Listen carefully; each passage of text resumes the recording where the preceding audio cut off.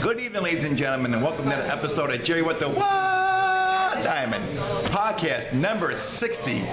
Can you believe it's been 60 episodes I've done so far? Oh my God! And tonight, ladies and gentlemen, you got a special guest here tonight. Not only is he a comedian, but he's also one half of a co-host of Open Mic over Sovoy. The one and only. Now, like your last name mixed up. Don't kill me for it. Nick Hepel. Hepel. How is that Hepel? Because it's spelled with an E, so Hepel you think be H-Y or H-I. It's your parents didn't love you, did they? Now what is this? Is that Irish? Is that? It's German. German. Yeah. I should know because I'm German. And my last name is Dymond. Figured that one out. Oh my God. So welcome on my podcast. Thank you. Finally. Tell everybody out there podcast, a little bit about yourself. Well, I've been doing comedy for 4 years, and I started in Boston, and now I'm here in Albany. Really excited about the do-it-yourself type scene out here, where you can start a podcast, start a show, Absolutely. Do whatever you want to do. Get you in here more. There we go. That's better. So you're originally from Boston, Massachusetts, am I correct? Yeah. And you moved out here how many years ago? I moved here in July of last year. of 2017. Yes. Okay, that's last year. We're in 2018 now. Yeah. See, in Boston, they're a little different out in Boston, so you got to excuse them a little bit. It's the ocean, you know. Hello. But anyway, you've been doing 4 years now. What got you into comedy? Who inspired you doing stand-up? Well, I got into doing stand-up. I started writing stand-up like in 2011, and I didn't actually work up enough nerve to like get on stage and do it until like 2014. So it took like 3 years of just like writing, just to kind of get ready, Right. Emotionally or mentally or whatever. So it took you 4 years to get yourself ready to do open mics and everything. And Yeah. So you've been writing it for 4 years. When you had a chance to, just prepare yourself to do it when you decided when you wanted to do it. Yeah. Okay. Yeah. Exactly. Yeah. Well, that's something new because a lot of people just go out there trying to do it and they want to try to make it big and they write stuff every day. And there's a lot of new comedians like every single day coming up, every week coming out here trying their stuff out, and they're very funny. My opinion, I think I've been doing stand-up comedy now 4 years myself. Okay. Cool. Yeah. April will be 4 years. Okay. And in the last 4 years of doing stand-up comedy, I've seen this Albany area exploded with comics. And then open mic all over the place. There's shows, you get the Funny Bones, you get the Comedy Works in Saratoga Springs. I mean, even comics are now doing open mics and having their own shows, which I think is phenomenal and it's a beautiful thing. And I'm glad to be a part of it. As a matter of fact, you and Makenzi Berg just started. She's been on my podcast before too, so you've seen her with Al Kennedy. Shout out to Makenzi Berg. But you two now host a show called Open Mic at Sovoy. That used to be Justin's. Yep. I've been there with Justin still. Right. And then Blaze did the Christmas show over there, and then they went out of the business after that. Thank you, Blaze. So what got you guys to decide you wanted to do this? I mean, since I moved out here, I wanted to do an open mic or a show or both. So I had been doing open mic comedy for a long time in Boston, and then did some improv, and like just really wanted to start something and have the experience of creating and like producing my own thing. Okay. And when I came out here, I was used to having opportunities like 5-6 nights a week, and there really was only 2 regular open mics. Right. Yep. So I was like, okay, this is the perfect place to do it. Absolutely. Now you're a cook now at Cafe Lunas. I'm at Iron Gate Cafe right now. Okay. Right on Washington Ave. I manage over there. Okay. But yeah, I used to do some cooking. Now, what made you decide to team up with Makenzi Berg? Now, she's a very funny woman. I love her dearly, and she's really great. And she's been blossomed all over the capital region and all there. What made you two decide to do this together? What was the chemistry like doing this together? Oh, I mean, it was pretty simple. Like, I made it known very early on, moving out here, just talking to other comics that I wanted to start a show or an open mic or something. I talked to Tommy about it. I talked to a bunch of different comics. So one night we were over at the Well, Lobe. you never talked to me about this. You got so much going on, Jerry. Listen, I make time for my Canadian family. You can always talk to me, you know? You see how this goes, and then before you know it, you never see him again. He'll be in LA or New York City because I got him famous all of a sudden. So Makenzi Berg, you're on your own doing your own comedy. I'm like, see if Jerry's available. Once you get on this podcast, I hear it's like the big deal. It is a big deal. It is a big deal. I got so many people. They're getting shows. They're doing wonderful, and you're welcome for all that I do for you people. Really, you are. Get on my nerves. Anyway. So yeah, we were just at the open mic at the Lobe, and she asked me if I wanted to do an open mic. Oh, she approached you. Yeah. Oh, okay. And I said, yeah, absolutely. So. Thank you for thinking about me, Makenzi Berg. I love you too. I'm going to do a story about you someday, and it's not going to be pretty. No, she's good. I love her. I love all you guys. So where do you get, now you see you've been doing it for 4 years. You've been writing for 4 years, but you've actually been performing since what, July you said? No, since 2014. 2004? Okay, so, okay, all right. So, what does your family think about you doing comedy? Do they support you doing stand-up? Do they? Yeah, they do now. They do now. They did it at first. At first, no. At first, it was like kind of like, oh, okay, that's an interesting hobby that you're getting into. Right. That's better than sex and drugs. Yeah, I mean, sort of like the find a real job Yeah. thing. It's a hobby. Yeah. Well, you're 49 years old. We need a hobby for it. I need a hobby. Leave me the hell alone. Someday I'm going to be on TV. You go there. Oh, my God, that's my son or my brother on there. My father. My kid like, oh, we're not doing this no more. Now, who inspired you to do stand-up comedy? Is there a favorite comedian that you watch, or somebody in the family that was funny as well, that always told jokes all the time? Like in my case, my grandfather, his name was also Jerry. God bless his soul. He was a very funny guy. He got me inspired doing comedy as well as other late-night shows like Late Night with David Letterman, the Johnny Carson Show with Jonathan Winters, Milton Berle, Bob Hope. My favorite comedian of all time, Don Rickles, who passed away 2 years ago. Okay. So they inspired me to do comedy. So who inspired you to do comedy? My older sister. Oh, really? Yeah, my older sister is like the funniest person in my family. Oh, wow. So yeah, she's a fucking riot. Does she do stand-up? No, I keep telling her, I was like, hey, you could be really good. What's your sister's name? Her name is Sarah. Sarah, when you watch this podcast, look me up, come talk to me, and we'll talk about this, okay? Yeah. So she's always been really, really funny, and then I don't know. I like got into a George Carlin CD that my parents had when I was. You know, I'm gonna tell you something. Every comic I've talked to, that's been on my podcast, I ask the same question to every single time. So it's George Carlin. Yeah. George Carlin. I think it's because, like our parents had his CDs. So when you're around the house and you find a CD and you're like, oh, wow, who's this? And then you put it on, you start laughing, and then you're like, oh, you're hooked. My parents, they had 8-tracks. Yeah, well, there you go. So, Thanks, Mom and Dad. I love you too. So, yeah. So who's your favorite comedian? Is George Carlin your favorite comedian, or is there another comic that's out there?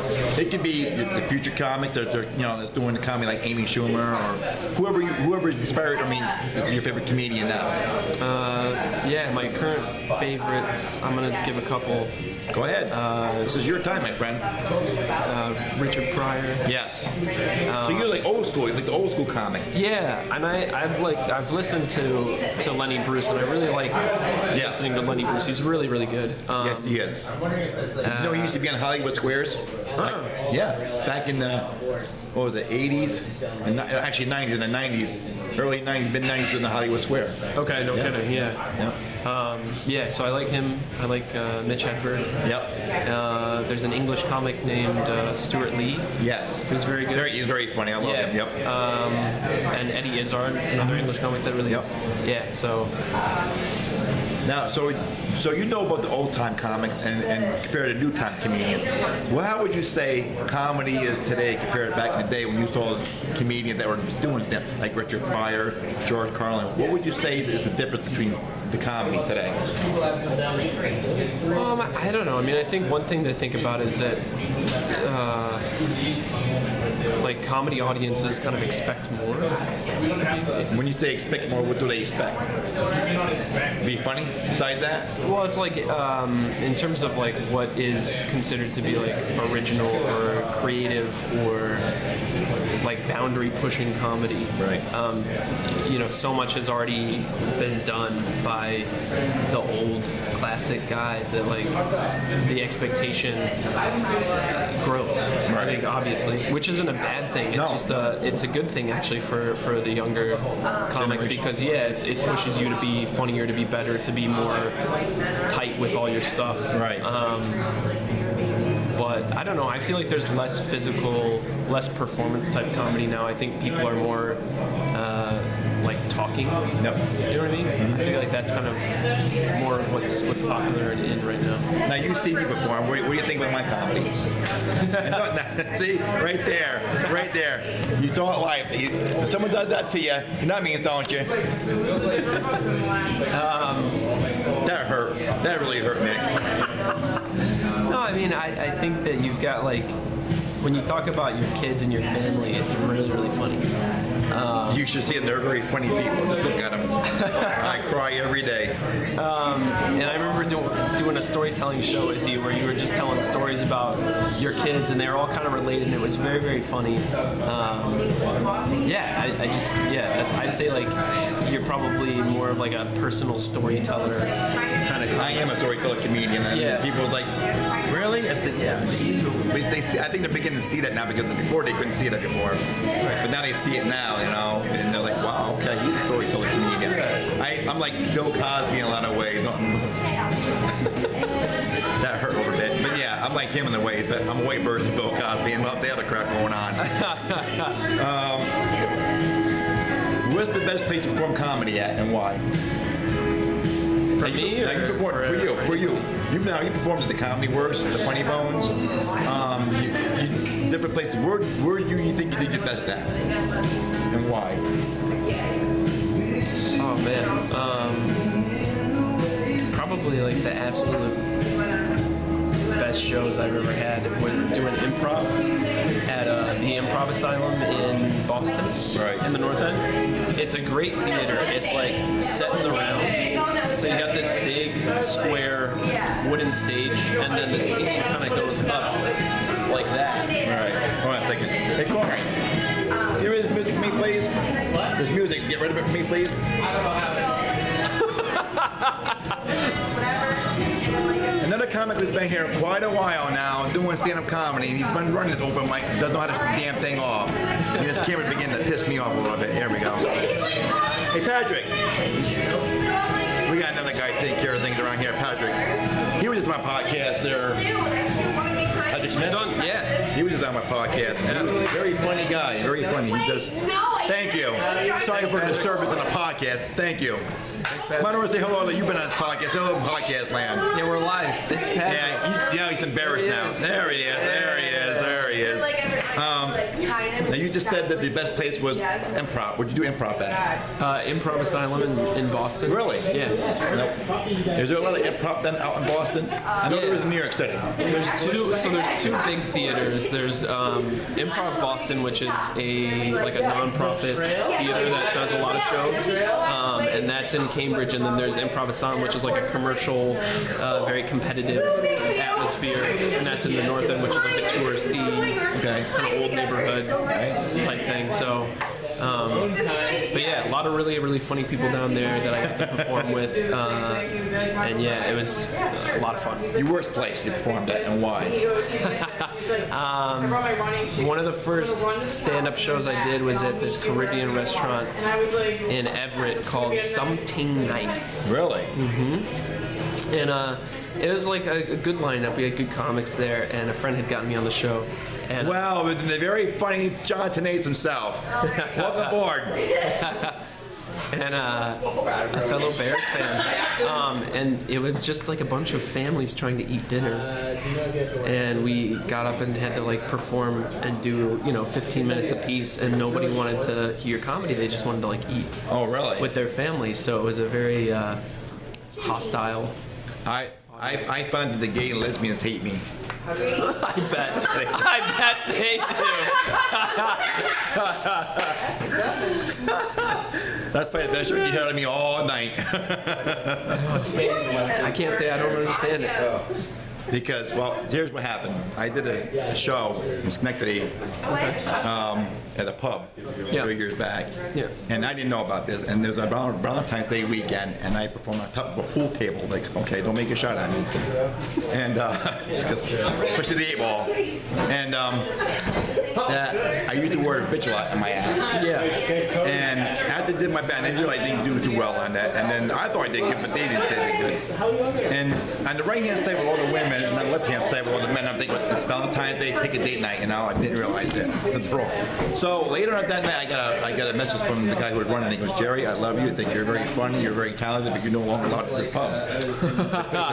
Quit that pub. I go, why is that? Because did you know that was a gay bar? No. I see women and men there. I didn't know. He goes, well, did you see the rainbow with the Bud Light sign? And I said, yeah. I just thought it was a colorful beer. I didn't realize it was a gay beer. I went thinking about Crane. Sorry about that. We didn't learn about that back in my day. Back when, we didn't walk in 18 feet of snow going one way. Unbelievable. Back and forth. But yeah, and then I felt bad about that. I don't like to offend people. I try to make people happy. I try to, but yeah, I pissed off all the gay lesbians. They don't like me. So I'm sorry about that, bitches. Maybe they'll forgive you. They won't forgive me. They're never allowed anywhere with gay people again. I'm like, when they had their parade, I'm not even allowed in the parades. They start throwing things at me. Do you have a favorite music you listen to? Any kind of music you listen to? And Yeah, I like a lot of like hip hop and rap and soul. Really? Yeah. Who's your favorite rap group? Right now, my favorite that I'm listening to a lot is Kendrick Lamar. Okay, well, that's good. Yeah. That's good. Do you have a favorite movie? No, not really. I studied film in college. So it's like, yeah, so I mean, I have a lot of like movies that I like, but not like. Do you watch some comedy movies? Do you have a favorite comedy movie you like? Favorite comedy movie? Oh, the one that I like push everybody to watch all the time is Swingers. Okay, why is that? It's going on in that movie? No, it's like it's like very it's very fun for like me because I like as a person who studied film and everything, right. Like it's all about like these actors trying to make it in Hollywood, and it's Jon Favreau and a very young Vince Vaughn is in it, and it's just very like kind of dopey. Right, fun. right. Do you read books? Oh yeah. What kind of books do you read? I like Fiction or nonfiction? Fiction. Well, both, but yeah, fiction. You read more fiction than nonfiction, or you balance out? More fiction than nonfiction. What's your favorite book? And why? It's called The Master and Margarita. Not digging that book? No. Well, yeah, actually. It's got to be if it says Margarita on here. That's Jimmy Buffett's favorite place, Margaritaville. It's an excellent Russian satire. Okay. It's an excellent satire. That's good. Do you TV show? Watch any TV show? Like any comedy TV show? Like I don't know, like the Cosby. Again, sorry, Bill. Roseanne. You know they're bringing back a lot of the old comedy sitcoms. Like Roseanne's coming back on. Oh, I didn't know that. Yeah, it's coming back on the 27th of this month. Okay. They brought back. What's a couple of them they brought back? The other one they brought. Oh, Will and Grace they brought back. Okay. Yeah. And they brought back the Twilight Zone on PBS. Yeah. All right. But yeah, they're bringing back a lot of the old. And I saw clips of the Roseanne, like wow, they all aged and everything. What the hell? Yeah. I mean, they're trying to bring it back in a different way of funny, like today's society being funny compared to back in the 80s society being funny, Right. But I think that a lot of people try to do shows today to try to make them more, I think, in my opinion, more racist and not as funny. I mean, I think there's a lot of racism going on today, and I think that, and nothing for nothing, I love people, I don't care who you are, I think you're all funny. Don't be so racist about it. You know what I'm saying? So, I mean, there's got to be a law, and I mean, a line that be drawn across that. And I don't find some of these shows, these new shows, very funny compared to the old style shows. I'm old comedian style, I like the old show, like the Carol Burnett show. I don't even know anything about that or not. No. But Google it, look it up, you'll see, the Don Rickles had CEO Sharkey on there. Sanford and Son, the Jeffersons, to me, they're all funny. Now, you guys, this world, till you find these other shows that are coming out, like Sunny in Philadelphia, and they're funny to you guys because that's your kind of style, and you grew up watching that stuff. So the stuff I grew up in, and I tell people about this, like, never heard of that, Yeah. And I'm like, well, how do you think comedy started? You think these comedians you see today got the comedy started? No. You have to go way back in history. Right. The comedian like Abbott Costello, Laurel Hardy. And if you're a comedian, as a comic, you should study these things because that way you know where comedy comes from. Comedy comes from all different angles. Yeah. And I don't think a lot of people realize that. Right. You know, I do. Yeah. And again, all you comics, I think you're funny. I love you, each and every one of you guys. I think you got a future ahead of you guys. But they tell people, watch some of your comedians, just for the hell of it. Google it up, or Netflix or whatever. It's on Netflix. Look it up and study it and learn from it. You know. Yeah. And you can tell the difference between the old style comedy compared to new style comedy today. Right. So you see there's a big difference in it. You know?